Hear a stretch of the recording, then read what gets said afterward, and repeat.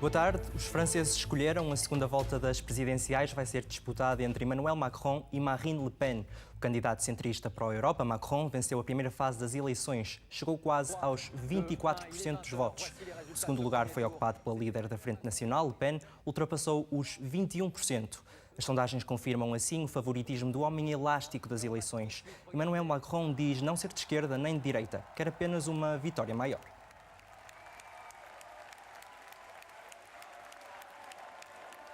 Je souhaite, dans 15 jours, devenir votre président. Le président de tout le peuple de France.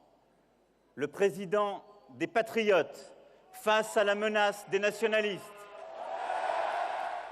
Le défi est de décider de rompre jusqu'au bout avec le système qui a été incapable de répondre aux problèmes de notre pays depuis plus de 30 ans. Le défi et d'ouvrir une nouvelle page de notre vie politique et d'agir pour que chacun, avec justice et efficacité, puisse trouver sa place en France et en Europe. C'est cela notre défi. Entretanto, os maiores derrotados da noite eleitoral, François Fillon, da direita republicana, e Benoît Hamon, do PS, já apelaram ao voto em Macron. A decisão final dos franceses é conhecida no dia 7 de maio. O centrista liberal Macron ou a líder da extrema-direita Marine Le Pen, um dos dois vai ser o próximo presidente da República em França. Por cá, o governo mandou abrir processos disciplinares aos responsáveis pelo Departamento de Apoio Geral da Direção Nacional da PSP. O Ministério da Administração Interna vai mesmo afastar do cargo o diretor do departamento. As medidas surgem depois de terminar o inquérito ao desaparecimento de 57 armas. O relatório de inquérito revela falhas graves de supervisão e controlo no Departamento de Apoio Geral da Direção Nacional da PSP. E levou a uma série de medidas, não só a instauração de processos disciplinares em toda a cadeia hierárquica daquele departamento, mas também a uma medida que vai passar por uma inventariação rigorosa de todas as armas em todas as forças e serviços de segurança sob a tutela do MAI. Uma contagem muito exaustiva de todas as armas e munições, não só na PSP, mas também na GNR e no Serviço de Estrangeiros e Fronteiras. É o pedido da ministra Constança Urbano de Sousa. A governante quer também afastar do cargo o diretor do departamento onde desapareceram as 57 armas da PSP. Tendo em consideração que ao tempo dos factos o responsável máximo por aquele departamento está hoje a exercer funções fora do país, determinei também o início dos procedimentos legais com vista à cessação da sua comissão de serviço enquanto oficial de ligação do MAI na Guiné-Bissau. O oficial da PSP dirigia o Serviço de Armazenamento de Armas há 4 anos. Iniciou funções na Guiné-Bissau em fevereiro e só terminaria a comissão de serviço em 2020.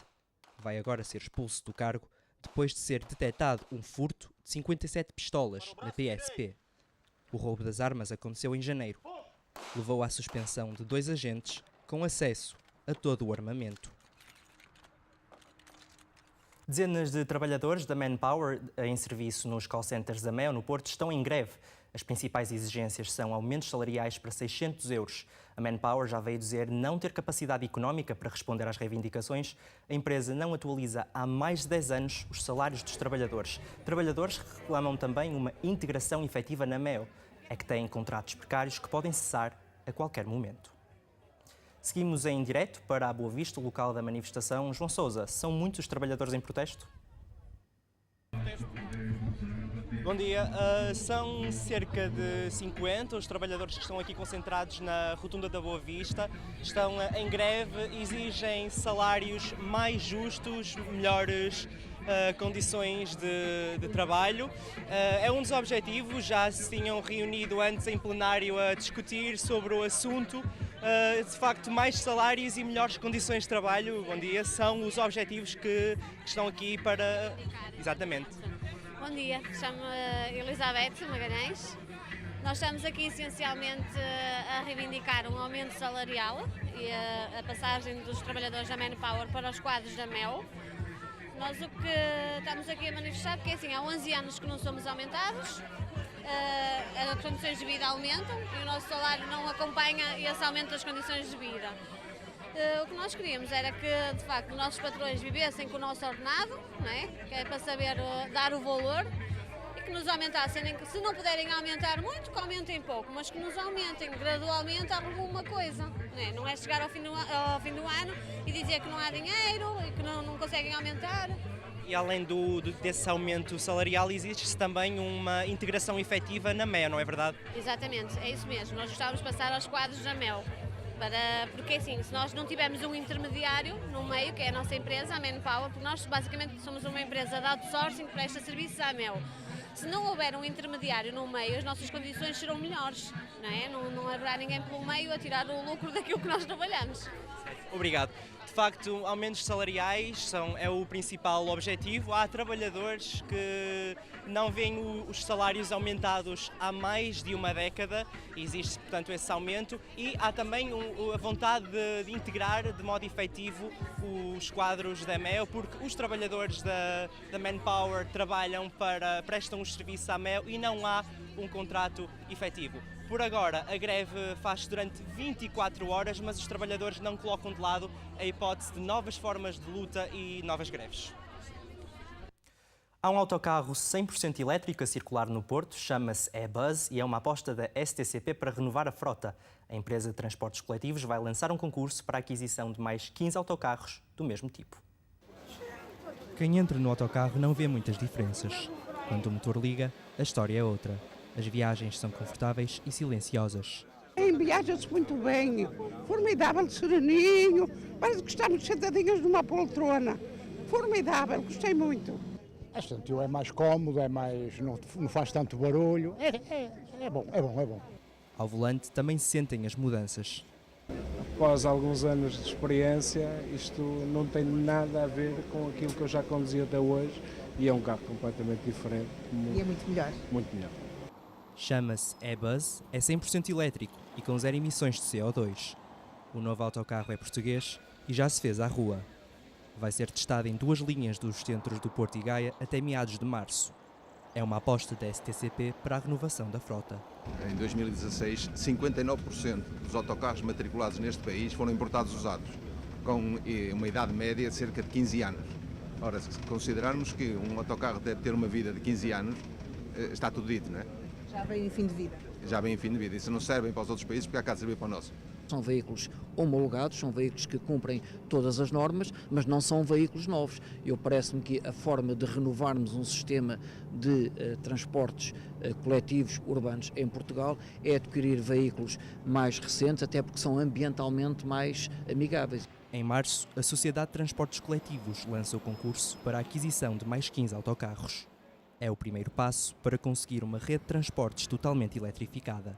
À imagem do que vai acontecer alguns noutros países europeus, termos a perspectiva da total eletrificação do sistema de transportes coletivos de passageiros, o que significa que temos cidades menos poluídas, reduzimos o nível de emissões de CO2 associados ao sistema de transporte. O E-Buzz pode transportar 35 pessoas sentadas, tem autonomia para 80 km e carrega-se em meia hora. É uma alternativa limpa para diminuir a pegada ecológica dos autocarros. A aparência física e a orientação sexual são a principal causa de agressão nas escolas. A conclusão é de um estudo da Universidade do Minho. Os especialistas apelam aos pais e às próprias escolas para estarem atentos às consequências da discriminação, o mau aproveitamento escolar e o isolamento social. Ter peso a mais, ser homossexual ou ter dificuldades de aprendizagem. Tudo é motivo para gozar nas escolas. Era gozada, dizia-me, ora, gorda, ora, não sei o quê, e uma pessoa acaba por se retrair um bocado. Houve colegas que foram maltratados. O aspecto físico e a orientação sexual são a principal causa de discriminação. É a conclusão de um inquérito feito a mais de 700 estudantes de 4 escolas de Braga e Faro.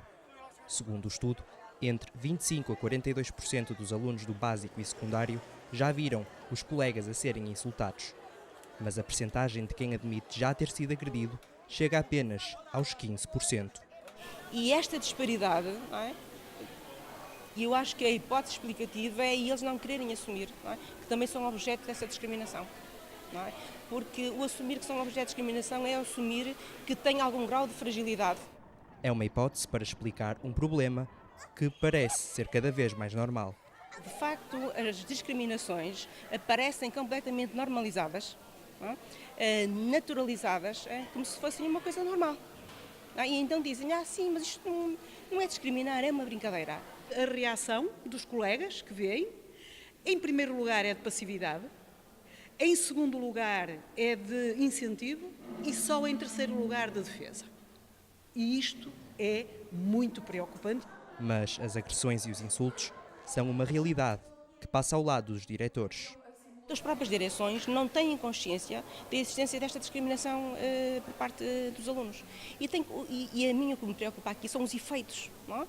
Porque os próprios alunos dizem, depois eles isolam-se, deixam de vir às aulas, reprovam. A solução está nas mãos dos professores e dos encarregados de educação. Por agora, ficam as propostas dos especialistas. Era fundamental que, em vez de termos, por exemplo, um regulamento dos alunos, tivéssemos uma Carta dos Direitos Humanos, não é? E tivéssemos os alunos envolvidos em projetos para a educação para os direitos humanos, porque é trabalhando sobre estas problemáticas, não é, que se começa a criar uma cultura de direitos humanos nas escolas e a diminuir a probabilidade deste tipo de discriminação acontecer. É para agir, é para atuar, mas vamos colocar isto na dimensão. A escola é basicamente um lugar seguro, sendo que precisamos de fazer muito melhor e temos caminho para fazer. O caminho é traçado com o objetivo de travar a discriminação em contexto escolar.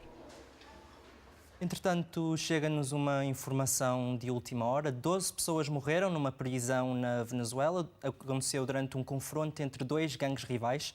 Houve também 11 feridos. São informações, entretanto, confirmadas pelo governo venezuelano.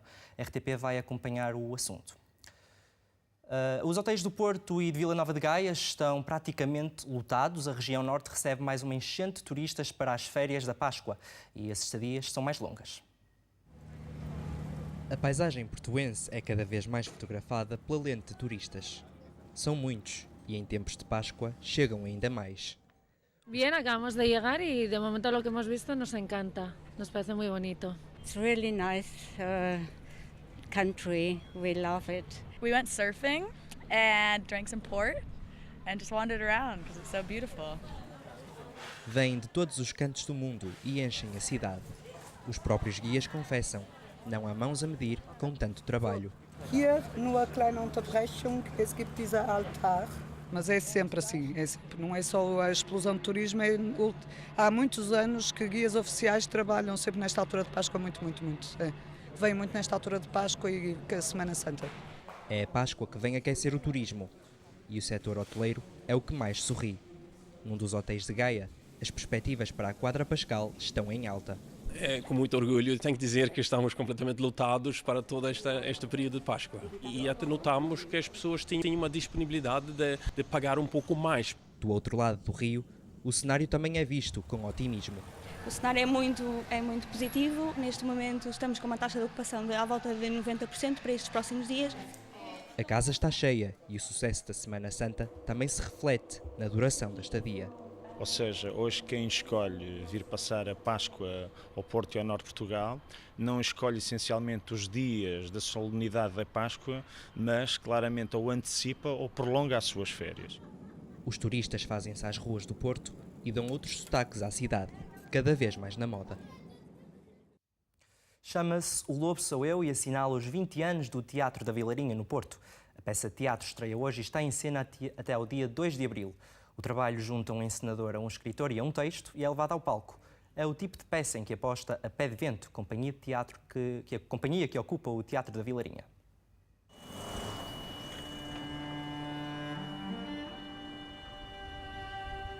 As cortinas voltam a abrir no Teatro da Vilarinha. Agora o palco é um bosque escuro, onde reina o medo. O Lobo Sou Eu é o nome da peça que está em cena. Uma estreia que junta a escrita de Eduardo Leal à interpretação de Rui Spranger. O Lobo Sou Eu é uma peça que fala sobretudo dos medos e sobretudo do que é que as atitudes irracionais que o medo irracional nos faz tomar. E não tens medo de lobos? Ainda há pouco me pareceu ouvir um ao longe. Eu não tenho medo de nada. É mais uma aposta no teatro de criação. Eu sou o rei da floresta. onde se juntam encenadores e escritores para levar um texto ao palco. O texto, a palavra, é a base do teatro que nós fazemos.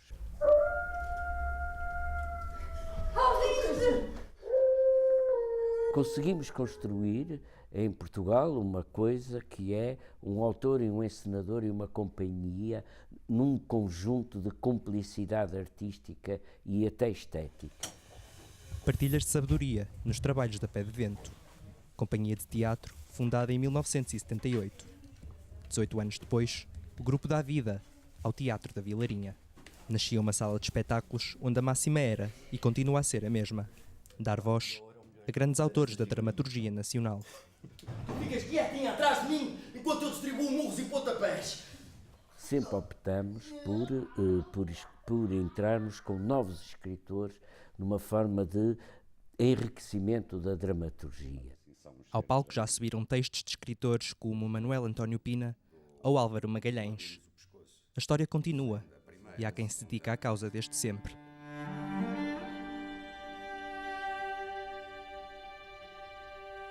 Devo ter feito na Vilarinha dos trabalhos que mais prazer me deram. Alguma vez, imagino que sim, lhe tenha passado pela cabeça parar e deixar. Ainda isto. hoje. Quase todos os espetáculos. Quase. Mas ainda se resiste à vontade de continuar o espetáculo. E hoje, ainda hoje, não vemos motivos para deixar de o fazer. Com força, sem medo, o pano não cai no Teatro da Vilarinha. Para um homem como eu, assim, forte. É oficial, a Red Bull Air Race vai regressar ao Porto em setembro. A pista das corridas volta a ser no Rio Douro, entre a Ponte da Rábida e a Ponte de Dom Luís. O evento custou 225 mil euros às câmaras do Porto e Gaia.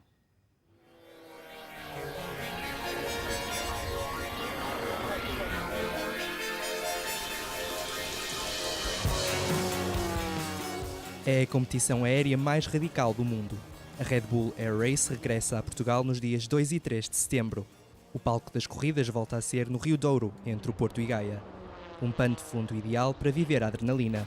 It's more or less unique. So in an ideal case you have a backdrop on one side. Here you have backdrops on both sides of the event place, of the event venue, and this is more or less unique.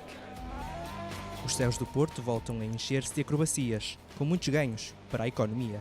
Vamos ter mais dormidas, vamos ter mais visitantes, o RevPAR vai aumentar, os proveitos totais em turismo, alojamento e hotelaria vão aumentar. Aliás, aproveito para dizer uma coisa curiosa, que neste momento, se fizer uma consulta a todas as unidades hoteleiras do Porto e de Gaia, para o dia 2 de setembro já tem a hotelaria completamente cheia, mesmo antes de nós termos anunciado, portanto, o Red Bull.